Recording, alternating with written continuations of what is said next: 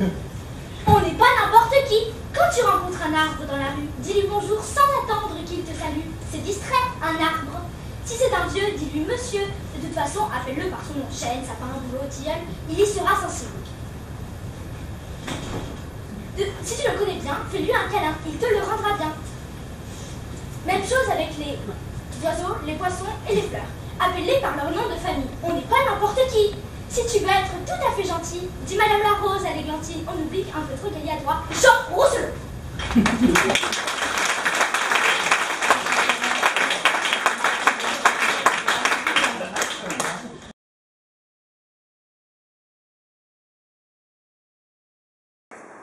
La part du colibri. Un jour, il y eut un immense incendie de forêt. Tous les animaux, terrifiés et atterrés, observaient impuissants le désastre. Seul le petit colibri s'activait, allant chercher quelques gouttes d'eau dans son bec pour les jeter au feu. Au bout d'un moment, le tatou, agacé par cet agissement dérisoire, lui dit « Colibri, tu n'es pas fou. Tu crois que c'est avec ces gouttes d'eau que tu vas éteindre le feu? Qu'importe, je fais ma part. » Si chacun attend pour agir, que d'autres le fassent. Nous ne sommes pas prêts de sauver la planète. Le colibri nous montre la voie. Que chacun, à son propre niveau, fasse sa part. Et toi, quelle pourrait être ta part, si modeste soit-elle? Pierre Rabhi.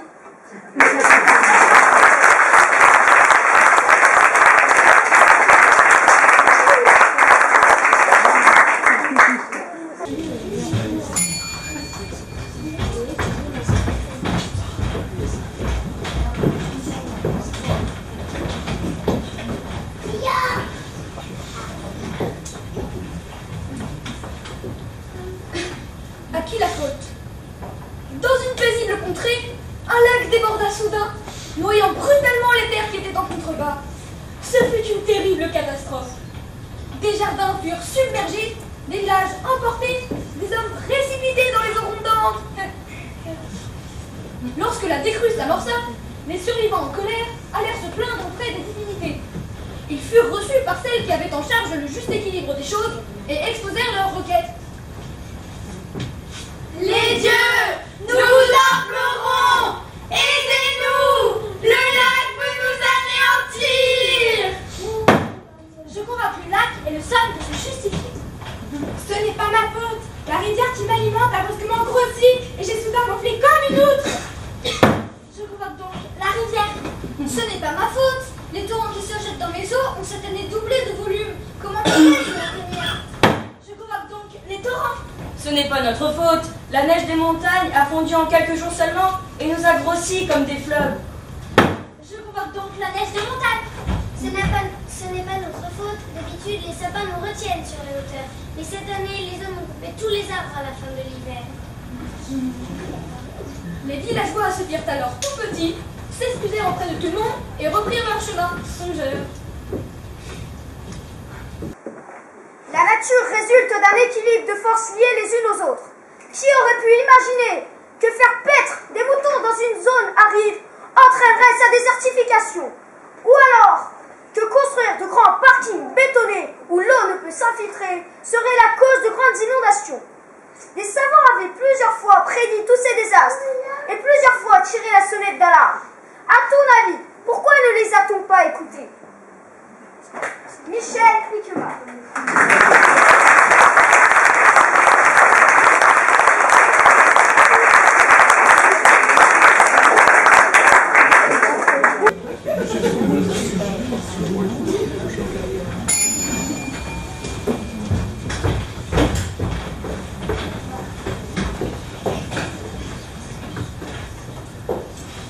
Un ethnologue américain reçoit un jour un de ses deux amis indiens. Alors qu'il marchait au milieu de la bouillie des gens et des voitures hurlantes, l'Indien s'arrête au coin d'une rue, tendit l'oreille et dit: Tiens, j'entends un grillon. Un grillon? Laisse tomber, mon Dieu. Tu rêves. Entendre un grillon à Chicago dans ce vacarme. Attends.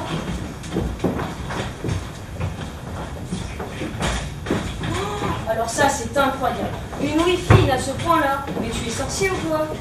Pas du tout. Chacun entend ce qu'il habite et ce qui est important pour lui dans sa vie. Regarde, je vais te le prouver.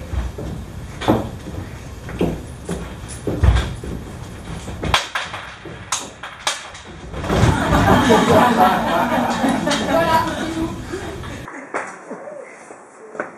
Nos sens, vue, ouïe et odorat, reçoivent des millions de signaux à la minute. Notre cerveau doit donc faire un tri rapide et décider en fonction de ce qu'il retient. Notre société en serait arrivée à un point où les choses et les personnes ne sont considérées qu'en fonction de leur valeur marchande. Es-tu d'accord avec un pareil jugement, Henri Gougaud?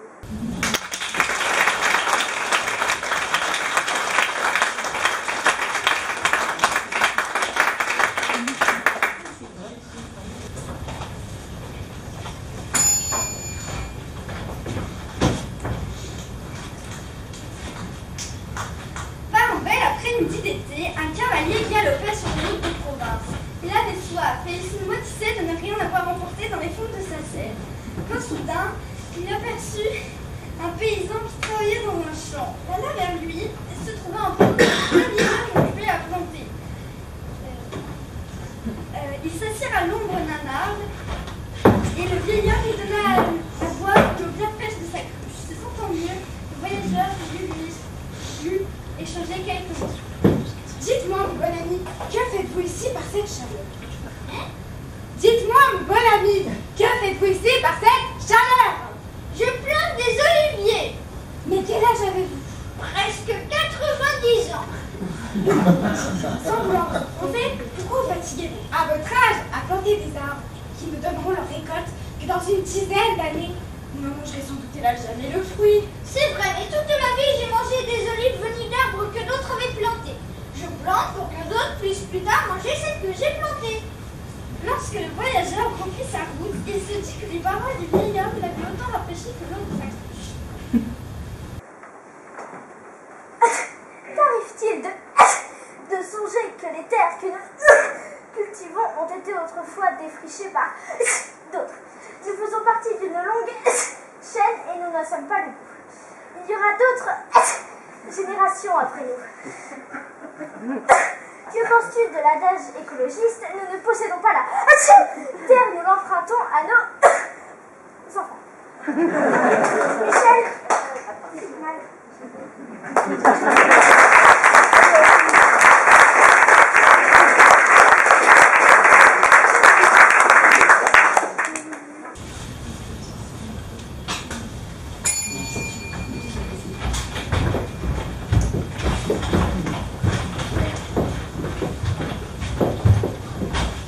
Un jour, racontons un pays bulgare. Les hommes en eurent assez des rigueurs de l'hiver. Le froid était si pénétrant qu'ils adressèrent des suppliques à Dieu, afin qu'il les délivre de ce terrible fardeau. Dieu prêta l'oreille à leurs prières, mais il leur expliqua que leur situation risquait d'être bien pire s'ils supprimèrent à tout jamais l'hiver. Rien ne peut être pire que ce froid cruel qui nous gèle les membres. Alors Dieu les exauça. Alors qu'on était au début de l'hiver, la neige se mit à fondre, les fleurs à pousser, les oiseaux à gazouiller.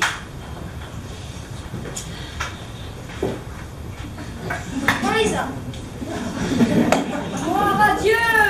Gloire à Dieu! C'en est désormais fini des longues journées sans soleil, du froid et des maladies, d'un sol dur comme de la pierre qui n'offre aucune nourriture. Ils étaient donc satisfaits, mais avec l'absence du froid, les animaux se multiplièrent, les rats, les souris infestèrent les habitations. Les insectes, les poules, les punaises infestèrent le ciel et les habitations, rendant bientôt l'existence invivable. Ils ne pouvaient pas sortir sans être accablés par des nuées de moustiques et de vents. Dieu, nous avons fait une terrible erreur. Oui, nous avons compris, mais rendez-nous le froid vivifiant. Dieu accepta de les exaucer à nouveau. Et un froid sec détruisit insectes et parasites. Gloire à l'hiver qui nous a délivrés de ce printemps sans fin. Gloire à l'hiver! le bien et le mal, la vie et la mort, le bonheur et le malheur, le chaud et le froid. Les uns ne vont pas sans les autres. La société voudrait avoir tous les avantages, sans aucun inconvénient. Comme on dit, le beurre et l'argent du beurre. Des fraises en hiver, de la neige dans le désert,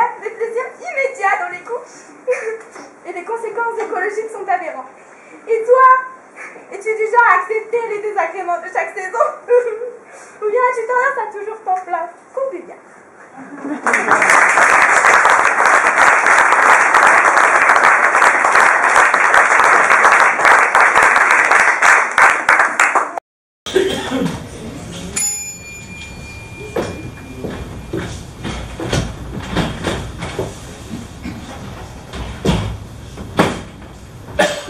Du temps où les premiers pionniers de l'aéropostale longeaient les côtes d'Afrique pour acheminer le courrier, un aviateur atterrit dans le désert, tout près d'une caravane.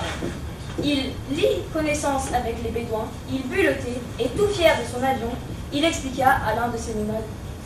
Tu vois, il n'a fallu que quelques heures à mon avion pour venir de Kabylie jusqu'ici, alors que ta caravane met plus de 2 mois. Et le reste du temps, qu'est-ce que tu fais?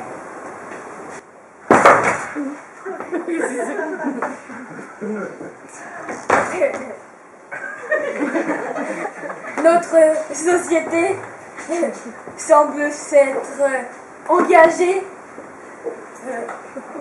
dans une course sans fin contre le temps. Il faut toujours aller plus vite. Il faut toujours faire quelque chose. Ne jamais rester inactif ni contemplatif. Pourquoi avons-nous donc si peur du temps qui passe? Pourquoi n'accepterions-nous pas de le savourer plutôt que de le brûler à grande vitesse? Et toi, t'accordes-tu le temps de ne rien faire? Antoine de Saint-Exupéry.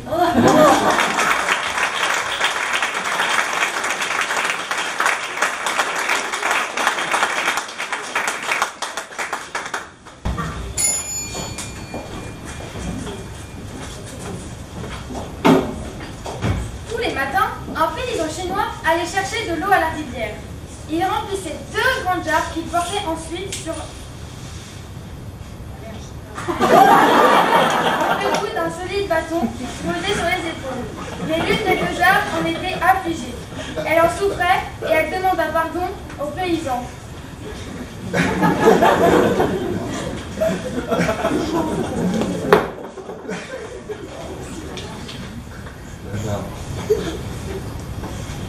De quoi dois-je te pardonner?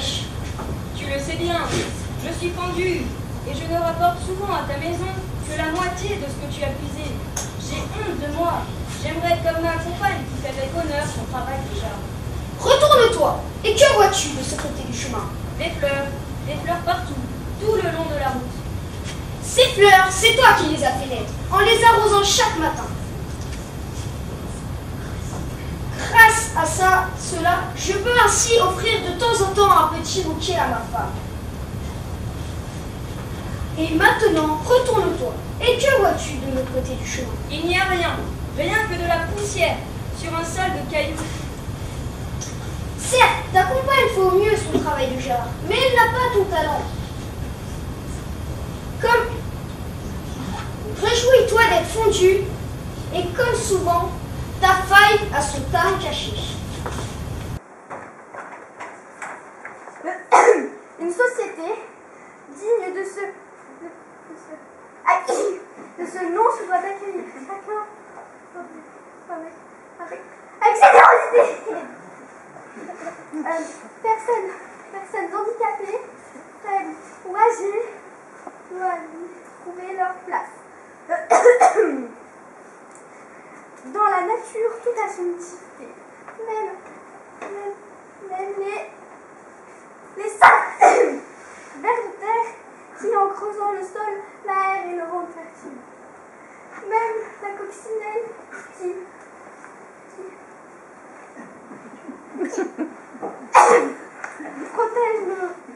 protège nos jardins en dévorant plus d'une centaine de pucerons par an.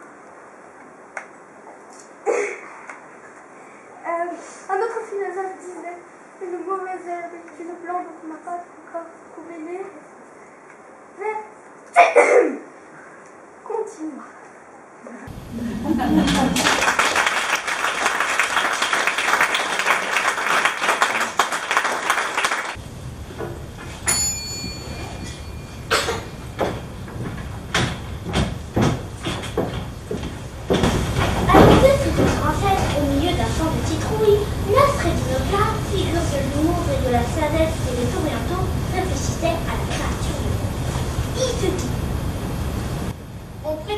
derrière chaque création, il y a une grande sagesse. J'ai beau regarder dans ce champ, je n'en vois aucune. Le chêne, qui est un arbre majestueux, porte des fruits tout petits, alors que le plant de citrouille qui rampe par terre produit des fruits énormes. Là, le créateur a dû probablement se tromper. Alors qu'il méditait ainsi, à moitié endormi, là, il reçut sur le nez un gland. Maintenant, je comprends la grande sagesse de la création.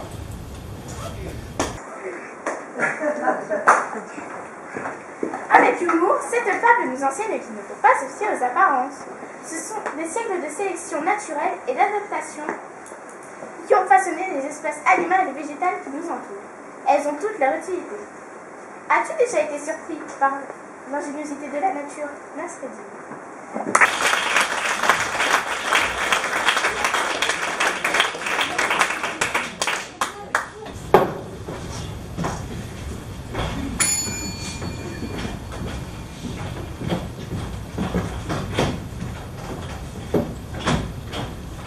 Le pêcheur et l'âme d'affaires. Un régime d'affaires était en vacances en Inde. Un matin, sur la berge, il aperçut un pêcheur qui rentrait. Oh là, la pêche a été bonne? Oui, c'est une bonne pêche. Il est encore tôt, je suppose que tu y retournes. Y retourner? Mais pourquoi faire? Bah, parce que tu auras plus de poissons. Je n'en ai pas besoin. Bah, ce que tu as en plus, tu les vendras. Mais pourquoi faire? Tu auras plus d'argent.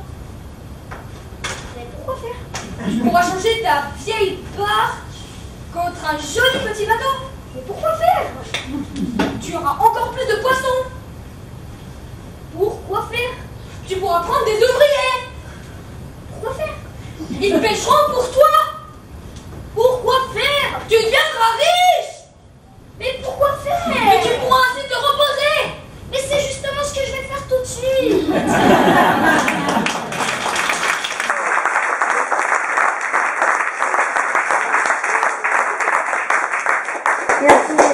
C'est l'histoire de l'abbé Pierre qui oppose deux visions de la vie. Le pêcheur vit au jour le jour et satisfait son besoin par son travail. L'homme d'affaires, lui, cherche à posséder toujours plus, à accumuler des biens, des richesses. Pour ce faire, il est prêt à exploiter d'autres personnes. Il n'est pas dans le bonheur en présent, mais toujours dans le bonheur à venir. Et toi, serais-tu du genre pêcheur ou homme d'affaires? Du genre à te contenter de ce que tu as ou à en vouloir toujours plus? L'abbé Pierre.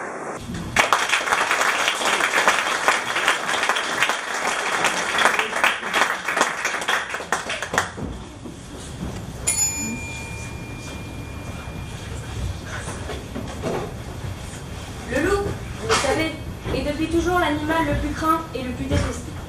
Sa tête est mise à prix. On organise des battues pour s'en débarrasser et lorsqu'une mère veut effrayer son enfant, elle invoque sa menace. Or, il advint un jour qu'un de ces loups ne trouva pareil renommé insupportable et n'acceptait plus tant de haine universelle. Tout cela pour la chair de quelques moutons? Je préfère encore me passer de manger ces bêtes. Je serai végétarien. Il décida donc, sur le champ, de brouter l'herbe des fruits. Mais alors qu'il prenait au fond de cœur cette belle décision, il huma dans l'air une bonne odeur qui l'attira. Cela venait d'une clairière à 2 pas. Il s'approcha, et que vit-il? Des bergers mangeant un agneau cuit en broche. Comment? Les hommes et leurs chiens font impunément ce qu'ils me reprochent? Et moi, je devrais mourir de faim tandis qu'ils se repaissent? Ah non, plus de pitié, je ne changerai pas de régime pour plaire à pareil hypocrite. Je ne serai plus végétarien.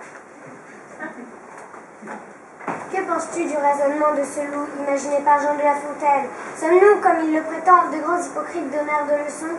Acceptes-tu de savoir que les grands élevages bovins polluent les sols et les nappes? Que le fourrage donné aux vaches est cultivé à grands coups de pesticides. Le sachant, seras-tu prêt à manger moins de viande? Jean de La Fontaine.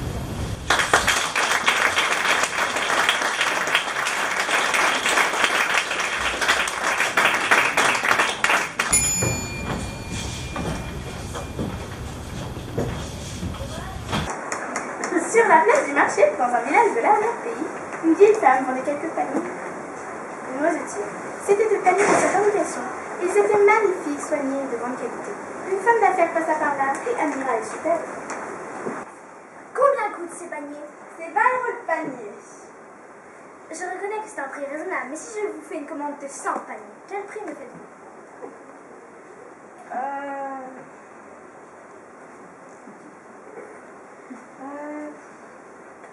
Ça vous fera 10 000 €. Quoi? Comment? C'est absurde, c'est beaucoup trop cher.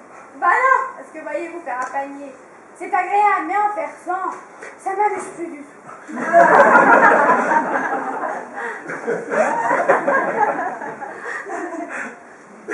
Travailler, faire un bel ouvrage peut procurer beaucoup de satisfaction. Mais lorsque cela devient une tâche répétitive, le travail perd tout son sens et fait de nous des esclaves. C'est ce qu'a dénoncé Charlie Chaplin avec beaucoup d'humour dans son superbe film Les temps modernes. Le programme ne devrait-il pas y gagner l'heure? Perdons.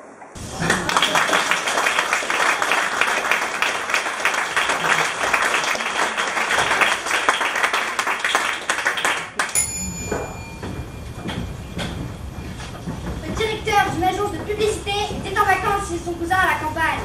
Un dimanche, il l'accompagnait sur le marché provençal, où celui-ci vendait les produits de sa ferme. Les clients étaient rares, hésitants, et il lui fallut toute la journée pour vendre ce qu'il avait rapporté. Le soir, le publicitaire voulut mettre au service de son parent. Tu ne t'y prends pas comme il faut. Il est indispensable que tu te différencies de tes concurrents, que tu donnes envie aux clients d'acheter tes produits. Regarde, on va fabriquer ensemble de beaux panneaux publicitaires qui t'assureront une vente rapide. Pour ton vin, je te suggère d'écrire nectar de raisin grand cru imprimé au concours viticole de Château-de-Desvignes. Mais mon vin n'a jamais été primé.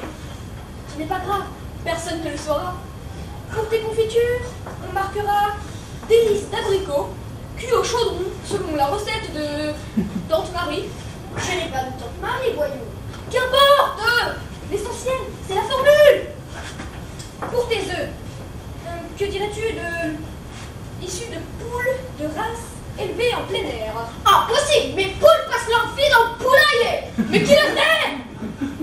Pour le miel, il faudrait quelque chose qui passe pur et authentique. Pourquoi pas miel récolté en ruche traditionnelle, reconnu pour ses vertus médicinales. Non, non, non! Ici, non, je ne doute pas qu'avec ta technique, je vendrai 2 fois plus vite, et même 2 fois plus. Mais ici, nous sommes un petit village. Nous avons tous confiance les uns aux autres.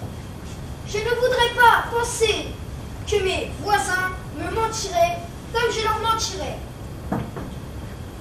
Nous avons... Ma foi, je vieillirai moins riche, mais je garderai le cœur en paix. Au fil des ans, les techniques de la publicité ont évolué vers un mensonge autorisé. Il ne s'agit plus de vanter les qualités d'un produit. Moins il est naturel, plus le clip publicitaire tentera de faire croire le contraire.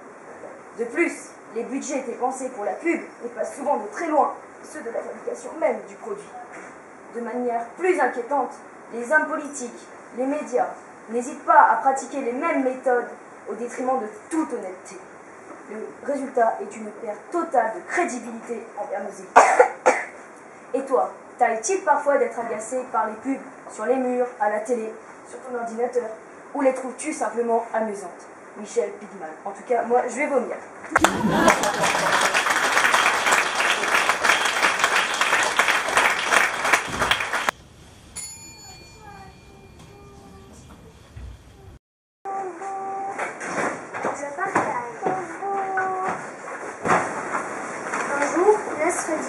Sortait de la mosquée, accompagné de son voisin Mustapha. Devant la porte, il y avait un homme endormi. C'était un pauvre mendiant qui passait ses journées et ses nuits dehors, qu'il pleuve ou qu'il fasse beau, pour la simple raison qu'il n'avait pas de... Laisser cet homme dehors est une honte pour la communauté. Si j'avais 2 maisons, je lui en aurais donné une. C'est vrai? Absolument, faut partager dans la vie. Et admettons que tu fais 2 jardins. Tu lui en donnes un? Absolument. Et si tu avais 2 vaches? Il va de soi que je lui en donnerai un. Et si tu avais 2 chevaux? Je lui donnerai le plus beau. Magnifique. Et si tu avais 2 poules? Ah non, pas question. Je ne comprends pas. Comment peux-tu lui refuser une poule alors que tu as déjà accepté de lui donner une maison, un jardin, un cheval et une vache? C'est que je n'ai pas 2 maisons, ni 2 chevaux. Non. Deux vaches, mais j'ai deux poules.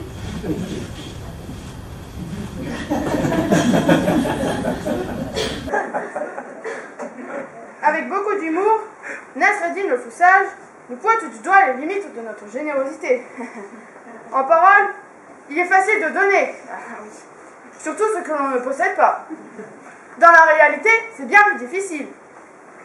Cela doit être au rôle des États de gommer les inégalités trop criantes.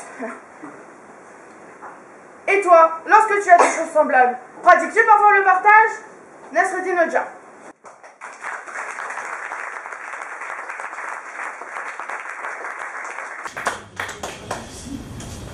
Festin.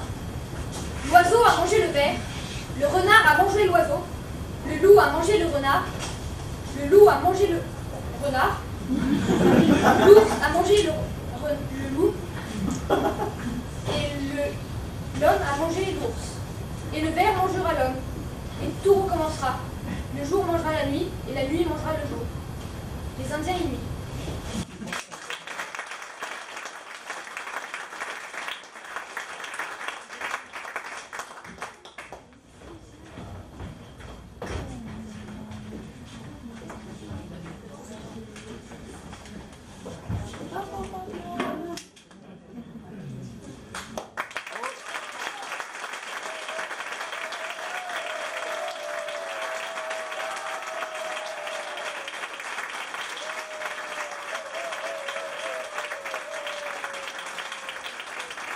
Thank you.